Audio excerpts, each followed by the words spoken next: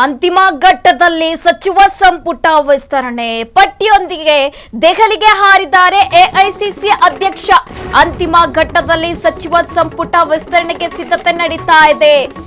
List ಒಂದಿಗೆ ದೆಹಲಿಗೆ ಹಾರಿದ್ದಾರೆ AICC ಅಧ್ಯಕ್ಷ ಮಲ್ಲಿಕಾರ್ಜುನ್ ಖರ್ಗೆ ಭೇಟಿಯಾಗಿ ಹೊಸ ಪಟ್ಟಿ ಕೊಟ್ಟಿದ್ದಾರೆ ಸಿಎಂ ಡಿಕೆಶಿ. ಏರ್ಪೋರ್ಟ್ ವರೆಗೂ ಖರ್ಗೆ ಜೊತೆ ಡಿಕೆಶಿ ಅವರು ಬಂದಿದ್ದಾರೆ, ಒಂದಿಷ್ಟು ಮಾತುಕತೆ ನಡೆಸಿದ್ದಾರೆ.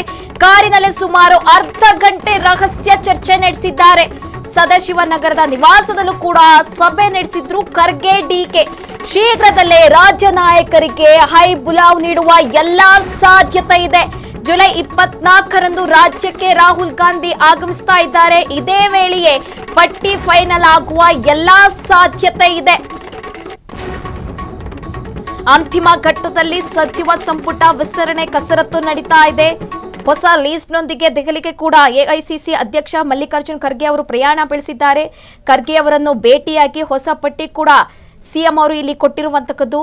ಸದಾಶಿವನಗರ ನಿವಾಸದಿಂದ ಏರ್ಪೋರ್ಟ್ ವರೆಗೆ ಪ್ರಯಾಣ ಬೆಳೆಸ್ತಾರೆ. ಒಂದೇ ಕಾರಿನಲ್ಲಿ ಅರ್ಧ ಗಂಟೆ ರಹಸ್ಯ ಮೀಟಿಂಗ್ ಮಾಡಿದ್ದಾರೆ. ಮೊನ್ನೆ ದೆಹಲಿಯಲ್ಲಿ ನಡೆದಂತಹ ಸಭೆಯಲ್ಲಿ ಖರ್ಗೆ ಅವರ ಅನುಪಸ್ಥಿತಿಯಲ್ಲಿ ಉನ್ನತ ನಾಯಕರ ಜೊತೆ ಸಭೆಯಾಗಿತ್ತು. ಸದ್ಯ ಮೊನ್ನೆ ಏನೇನು ಚರ್ಚೆ ಆಯಿತು, ಏನೇನು ಬೆಳವಣಿಗೆ ಆಯಿತು ಎಲ್ಲ ಕೂಡ ಮಾಹಿತಿ ಕೊಟ್ಟು ಹೊಸ ಲೀಸ್ಟ್ ಕೂಡ ರೆಡಿ ಮಾಡಿ ಕೊಟ್ಟಿದ್ದಾರೆ ಸಿಎಂ ಅವರು ಅಂತ ಕೂಡ ತಿಳಿದು ಬರ್ತಾ ಇದೆ. ಇವರ ಜೊತೆ ಡಿಸಿಎಂ ಕೂಡ ಈ ಸಂದರ್ಭದಲ್ಲಿ ಉಪಸ್ಥಿತರಿದ್ರು. ಹಾಗಾಗಿ ಶೀಘ್ರದಲ್ಲಿಯೇ ರಾಜ್ಯ ನಾಯಕರಿಗೆ ಬುಲಾವ್ ನೀಡುವ ಎಲ್ಲ ಸಾಧ್ಯತೆ ಇದೆ. ಮೊನ್ನೆ ಡಿಕೆಶಿ ಹಾಗೆ ಮಾಜಿ ಸಿಎಂ ಸಿದ್ದರಾಮಯ್ಯ ಹಾಗೆ ಬಿಕೆ ಹರಿಪ್ರಸಾದ್ ದೆಹಲಿ ಪ್ರಯಾಣ ಕೈಗೊಂಡಿದ್ರು. ತ್ರಿಮೂರ್ತಿಗಳು ಮಹತ್ವದ ವಿಚಾರಗಳನ್ನು ಕೂಡ ಹೈಕಮಾಂಡ್ ನಾಯಕರ ಜೊತೆ ಚರ್ಚೆ ನಡೆಸಿದ್ರು. ಇದೀಗ ಮತ್ತೊಮ್ಮೆ ಬುಲಾವ್ ಕೊಡುವ ಎಲ್ಲ ಸಾಧ್ಯತೆ ಇದೆ. ಮೊದಲ ಹಂತದಲ್ಲಿ ಮೀಟಿಂಗ್ ಆಗಿದೆ.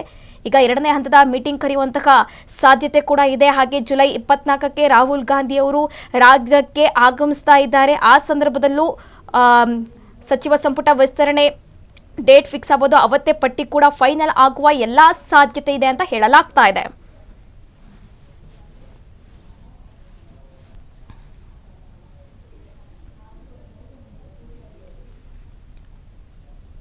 ಅಂತಿಮ ಘಟ್ಟದಲ್ಲಿ ಸಚಿವ ಸಂಪುಟ ವಿಸ್ತರಣೆಗೆ ಕಡೆ ಕಸರತ್ತು ನಡೀತಾ ಇರುವಂತಹದ್ದು.